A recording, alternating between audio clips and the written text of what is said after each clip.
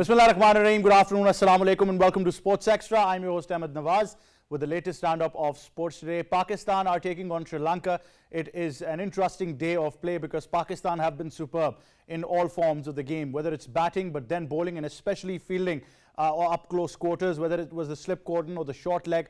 Everything has been brilliant for Pakistan. Right now, they've just lost their first wicket on 35. They're 35 for 1. Another 96 runs are required for Pakistan to win this test match. And, you know, I was a bit skeptical when I thought that if it goes above 100, it's going to be a bit troublesome because of the way the ball was turning and keeping very, very low on this Galle wicket. And we, of course, gave you the stats as well that on, day 4, day 5, when you move on to the fourth innings, the average score becomes close to 140. So that being said, Sri Lanka are still in the game because of their quality spinners, but Pakistan should have this in the bag, and this would be a remarkable victory as far as this test match is concerned. So we'll talk all about this in studios. Joining us is cricket commentator, broadcaster and presenter and our cricket expert K. Asif Ahmed. Assalamu alaikum, how are you? Walaikum assalam, Ahmed. I'm very well, thank you. What's a good days of play, isn't it, when you talk about test cricket? And I'm very, very surprised and happy at the same time because the fielding at short leg and on the slip cordon was absolutely phenomenal from Pakistan. Well, it's all about, that when you got some awareness about the cricket, if you're good in the fielding, especially a side like Pakistan, that always struggle in the fielding. But the way Imamul Haq has taken a couple of catches, and then of course skipper Babar Azam, Salman Ali Agha, even Sarfraz was so good behind the stumps.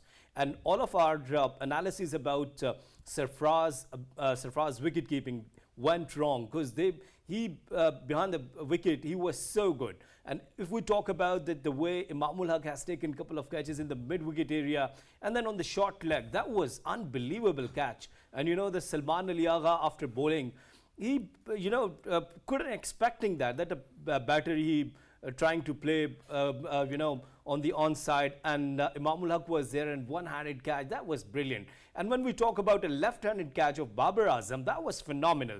That it's not easy when you're standing in the slips, sharp edges, especially left-arm spinner. And on your wrong side. On your wrong side and one-handed catches, and it gives you some energy, some confidence, especially when your team played really well, especially when and definitely we'll talk about the Saud Shakil's double ton as well. But overall, I think that after the innings of Saud Shakil, Pakistan got the momentum. But that was an innings of character because we talked about the fact that a lot will rely on Saud Shakil and Sarfraz Ahmed because technically they're the best players of spin. And although Sarfraz was caught out sweeping, which is his strength, a needless shot, we won't talk about that.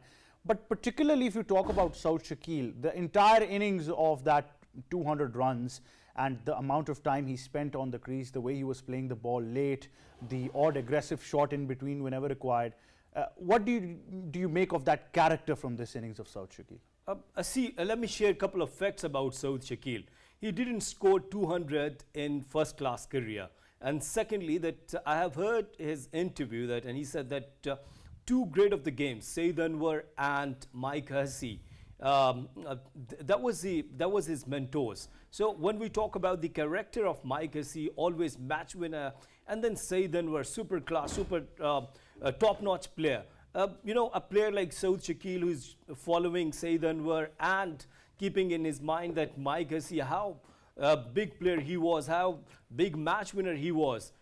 I think it gives you always some momentum. 63 for 3, when your team is in trouble, you came up and you just showed your strength. You remained calm, just played with the proper technique in the weed, tried to play in the cover areas, in the mid-wicket region, didn't go across the line, showed the character that yes, this is all about your strong nerves that you're coming up and your team is in trouble. But don't worry, you'd have to give your 100%, and he has given, actually. Well, please allow me to interrupt you. Pakistan have just lost their second wicket. Shan Masood departs, and of course, if you talk about the innings so far, Prabhat Jayasuriya has taken the second wicket as well. Pakistan are now 36 for 2, require another 95 runs. Imamul Haq is now joined by Noman Ali at the crease, Asif. Shan Masood is a big question mark now. That Mickey Arthur always gives him confidence, but given him chances, he's not performing up to the mark. you were so harsh against Shan Masood in first innings because he has built his innings 9 of 30 deliveries, was playing nicely. But, a useless shot. There wasn't any need of that shot, playing across the line. It's a huge And this problem. one as well, Asif, he came down the track using his feet trying to block this, and it's almost an inside edge onto the wicket. Double-minded, when you went down the track, just play over the park.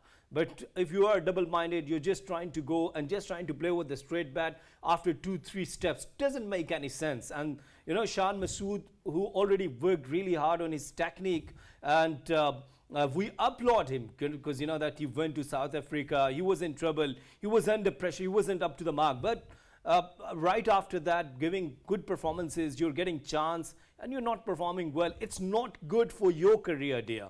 And that's why, that everyone is talking about, where is Rizwan? Why you haven't given chance to Rizwan? Because I do understand that you have personal liking, disliking, and Shan Masood is in liking of Mickey Arthur. Everyone knows that he has a good relationship, good working relationship with the head coach, but it doesn't mean that you're not giving chance to your permanent player, and that is Rizwan. Rizwan is in your plans for the Asia Cup, for the World Cup, and that was the right time to give him chances to get some confidence, that because 50-over games is similar to 4 days game. Of course, you'd have to play with the strong nerves. Shan Masood, always disappointing. Well, I agree with Asif to an extent, but the numbers are better for him. He's got an average of 46. He's played 28 test matches so far, and he can be so much more. But even if you talk about his post-day press conference, he talked about the fact that they were trying to play aggressive cricket. So Asif, I'm not so sure whether a role has been given to him to accelerate the innings, or is he doing it himself? But we're still not sure where that mindset is coming from. Well, I don't go with this idea of role because that Asif Ali has given the similar role and so many times he didn't perform well for Pakistan and Pakistan lost. If this is your role, if this is your mindset, and if this is your actually strategy, so I don't agree with that because on behalf of your strategy, if Pakistan is losing, then who's responsible? Would you tell to the media and the people, yes, we lost in our strategy, we didn't play well, and we take the responsibility? Then nobody takes the responsibility. Ahmed, this is the issue. So I think that just play simple cricket. You're just chasing 131, 90 hours remaining tomorrow and a couple of hours today. So I think if you're going with the same plan, it means that you're not using your brain. Sorry for being harsh. Well, it becomes a tricky subject now because if Pakistan lose any more wickets, and if the day ends tomorrow, it's going to be a very, very difficult task considering the strength of the Sri Lankan spinners. Already we're seeing Ramesh Mendis and Prabhat Jayasuriya turning the ball bananas. Then the question is that who will be the responsible? Either the Mickey Arthur, captain, or the Shan Masood? I don't think virtually, there is any responsibility, but that's a close call. That is I think it's an inside edge. Yeah. This is live action now on your screens. You can watch it uninterrupted on PTV Sports in HD, of course. 12 overs, 37 for 2. Prabhat Jayasuriya is bowling and Imamul Haq is at the crease. He's joined by Nouman Ali, and I won't call him the night watchman because Asif, I think he can bat really well, Nouman Ali. Yes, and especially in the last innings, the way he played with Saud Shakil, that was phenomenal. And with the ball, he has given the answer to me, to you, to everybody who was criticizing on him. I think he is a phenomenal guy, and now you cannot call him a night watchman because his technique is good. In domestic circuit, he scored well. That's why we are just appreciating his effort, especially, well, now look at this turn. It could be really dangerous for Pakistan. I'm surprised they didn't take a review on this one. That looked pretty close to me. No, I think went missing leg side actually. And Prabhat Jayasuriya with a spin, that was a straighter one. See, that's why Imamul Haq is just going to play with the straight bat. There is no need to accelerate there. I was going to ask you this question. Do you believe in the dying moments of the day there should be some acceleration or some aggression to take down as many runs as you can? Can I ask you the counter question? Yes, What could be the reason? Why? Because you're... Give me a reason. You want to finish this game tonight? Yeah, I really wanted to. Trust me, Asif, I really wanted Pakistan to. But it looks like that it will go to the dying end of the test match in sessions as well. Probably Pakistan still have 2 more. It can take 2 more sessions, even a whole session if they want tomorrow. I agree with you on this one. But just to, ease a bit of that pressure, because so far when you see those fielders up close, the ball is turning, and Sri Lankans are smart. You got to applaud them. No, of course that when we talk about the quality of the spinners, Prabhajit Surya, he is a top-notch spinner, very dangerous after Ajantha Mendes, and you found him really dangerous with his line of length, the way he drifts, the way he spins, each and everything is perfect in his bowling. But there is no need to go to play against the line. If you're playing with the straight bat, I think nothing would be difficult, isn't it? Difficult is the question right now. I think it is very difficult. Considering what's been happening at the crease. But you talked about Saud Shakeel and his innings of character and grit and the way he's performed. I think he's one of the reasons why Pakistan have got a chance in this test match, and I think that's a run out now.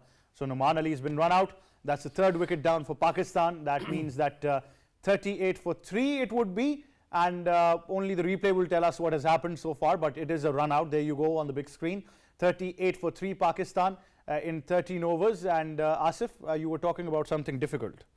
See, when you're taking pressure, when you are just trying to, when you go and play down the track, you're telling to that bowler, to your opposition, yes, we are under pressure. Come on, guys, just play simple cricket.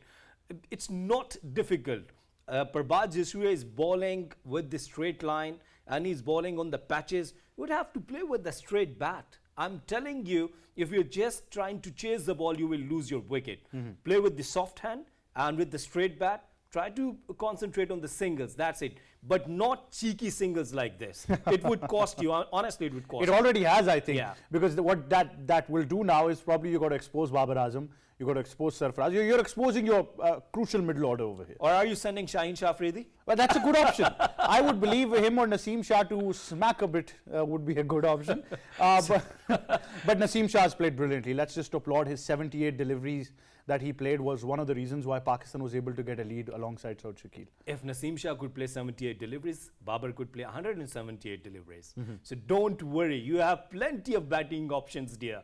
If you are showing this aggression, it would cost you, honestly. Well, look at the second innings from Sri Lanka. What has happened? They got all out, I understand. But some players have really disappointed me, including this Sama Vikrama. He was a brilliant player. If you look at his track record so far, he's got the technique and everything. Do you think they also misread the situation? Some of them were trying to play a touch aggressive cricket. But see, you give credit to the Pakistani spinners. In the first innings, they were off color. We were talking about their line of length. Then Nouman Ali, the way he came up with his spin, they came up with his flight, and nice catches taken by, the brilliant catches actually taken by Pakistani fielders, Imamul Haq, Babar Azam. Each and everything was perfect there. I think that the players like Angelo Matthews and some resistance showed by De Silva, that was perfect innings. But see, once again, he lost the confidence on the last moment, and it is costing Sri Lanka, because you know that he could have played the all day with the straight bat, but there is no need to.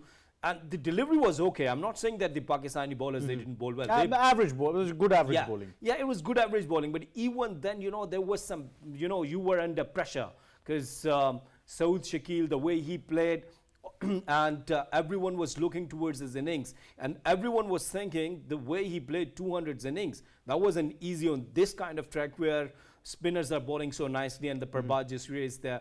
I think each and everything is perfect now. So even then, right now, I think I'm with Pakistan team. Still, Pakistan is upper hand. Absolutely. They're at the upper hand as well. But Asif, thank you very much for joining us. Now I will take you and give you something very special, an exclusive on Sports Extra. Today I was able to talk to the Honourable Special Assistant to the Prime Minister on Youth Affairs regarding this new program by the Prime Minister, where we have Pakistan's first authentic sports policy and also a massive talent hunt program for various sports that has been held all across Pakistan in every district. We've got that coming up next. Let's take a look.